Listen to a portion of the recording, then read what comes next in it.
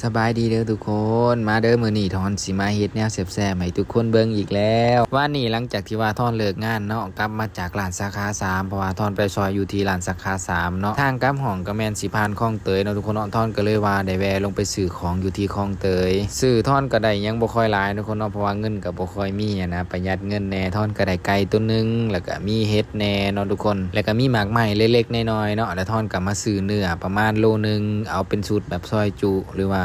เอามาไว้เฮ็ดลาบเนาะทุกคนและท่อนก็เลยได้ซื้อซีนเศษเพิ่นมาเนาะทุกคนเนาะประมาณ80 บาทนี่แหละท่อนพอดีว่าท่อนอยากกินผัดกะเพราเนื้อทุกคนท่อนอยากกินตั้งโด